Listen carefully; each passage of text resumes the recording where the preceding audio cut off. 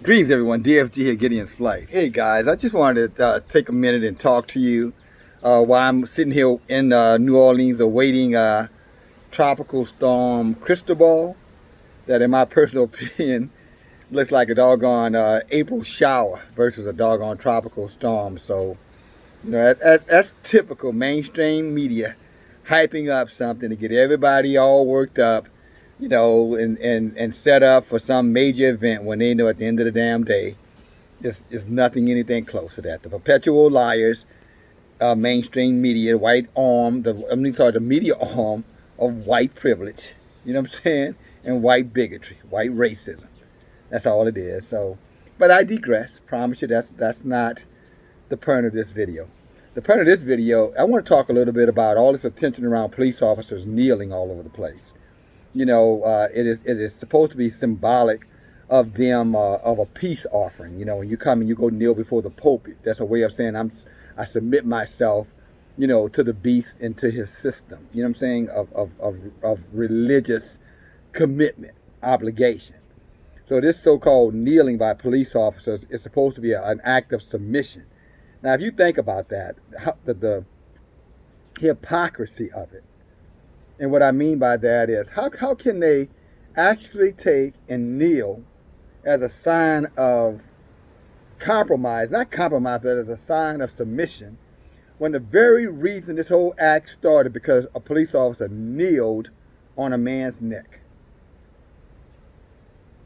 The whole turn up, this last act, the straw started that broke the camel's back, was a police officer kneeling on a Hebrew Israelite so-called black man's neck and killing him in plain sight.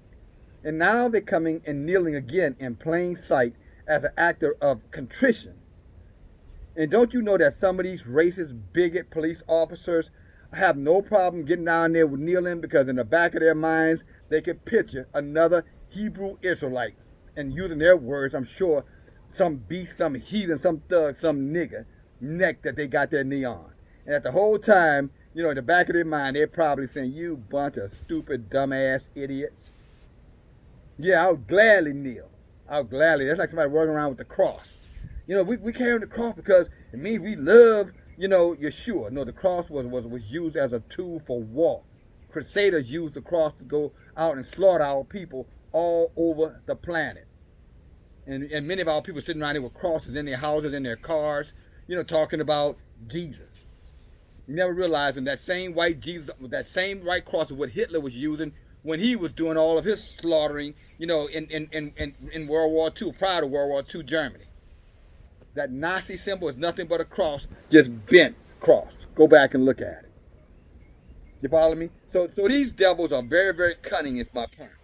And they do it right in plain sight because they know the ignorant among us will never understand.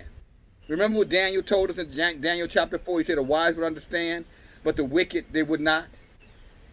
You follow me? And these and they're wickedly wise. They're Satan. They're subtly wise. Genesis chapter 3. The most subtle beast Yah ever made was Satan. The most subtle, most cunningly wise, cunningly wise, Satan. And these cunning devils out there kneeling in these streets, cities all over America, and most of us don't even have to be able to hindsight. We don't even have the ability to discern what's happening right in front of us. If they were going to find a way really to reach out an olive branch of peace, wouldn't you think that somebody would say, well, let's not kneel right now. Right now, kneeling is probably not the best symbol of of us having any kind of contrition, act of I think I said the word contrition. You would think that somebody in the force would have said, "Nah, let's not do that. That's not kneel." Somebody's going to come back and accuse us of again of subliminally signaling others that kneeling on a man's neck, to kill him, to choke him out. They're going to accuse us of not only being insensitive to it, but intentionally disrespecting, so-called peoples of color and those who are protesting alongside them. But no, that's not what's happening. What you have now is people walking over there kneeling with them. Our people kneeling with them not even realizing that it's totally, improper, disrespectful, and you're probably right there unknowingly, ignorantly, fanning the hand of the fire that's being set against you. You're fanning the flames against your own self, my brothers and my sisters.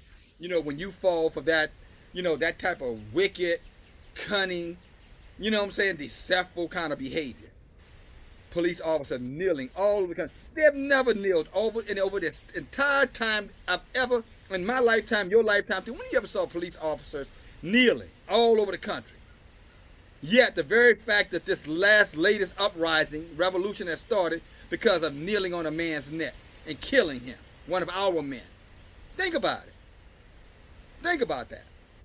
I mean, that's something that you really, really should back up and start speaking out against. Get off of your goddamn knees, because I am not under your knees physically or figuratively, spiritually or figuratively, or however way you want to use it, naturally or figuratively.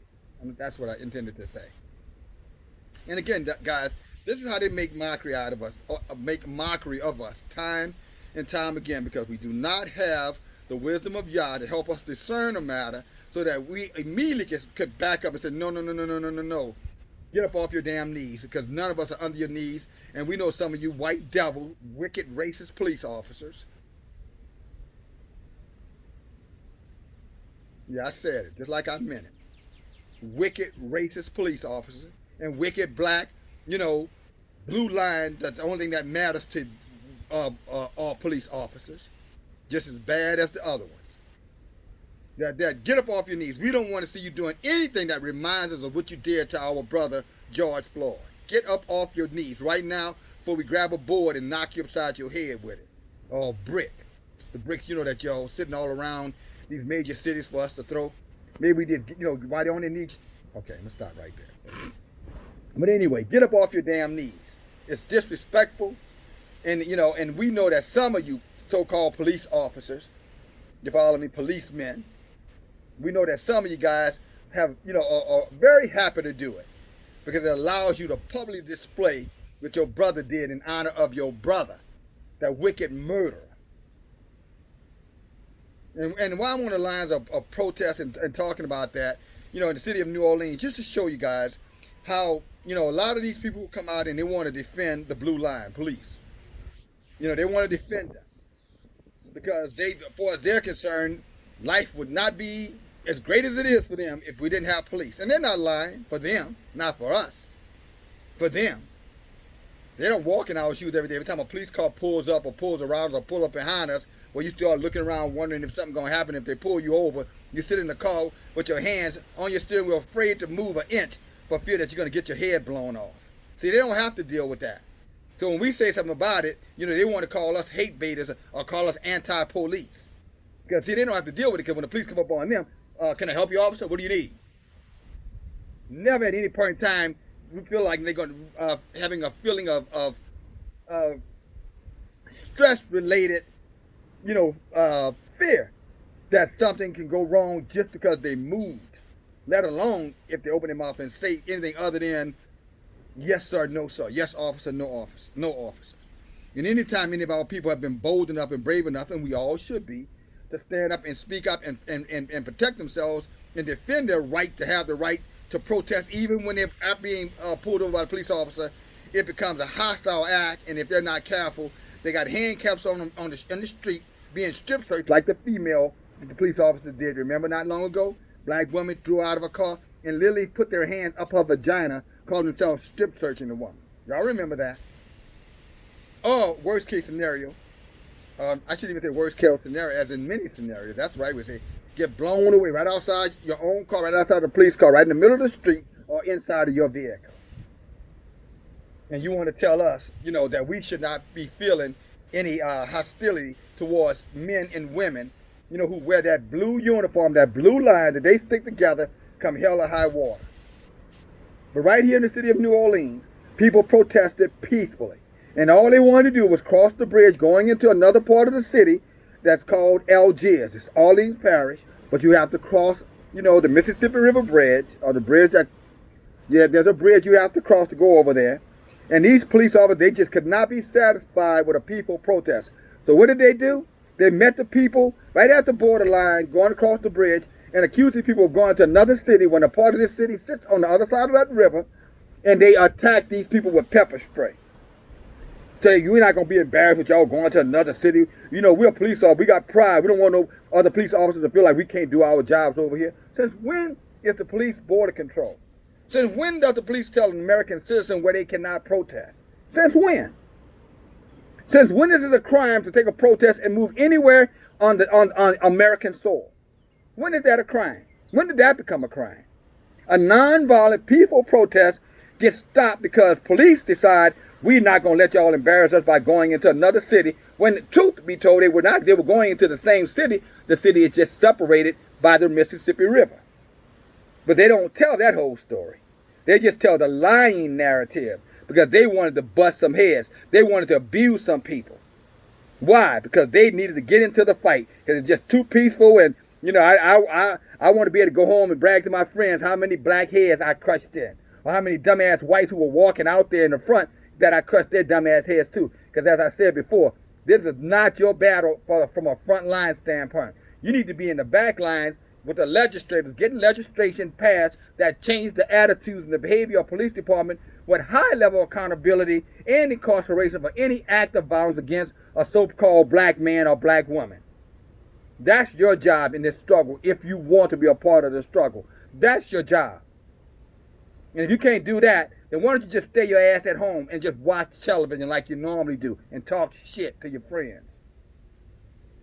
Because if you're really serious about it, then be serious about it. But to my Hebrew Israelite brothers and sisters, this kneeling is disrespectful. It's disrespectful.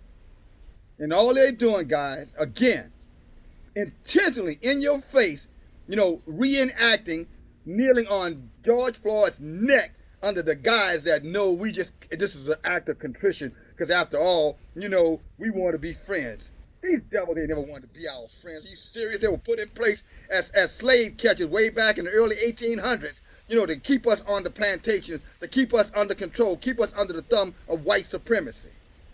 How the hell now all of a sudden they want to be your friend when nothing has changed in their behavior towards us for almost 200 years? With friends like that, who needs damn enemies, as the saying goes? But I'm going to close this video. But I wanted to bring this out. I want to give you guys, my brothers and sisters, Hebrew Israelites, and anyone else who chooses to care and listen, I want to bring this forward because apparently nobody seems to notice that kneeling is inappropriate at this time. A police officer kneeling.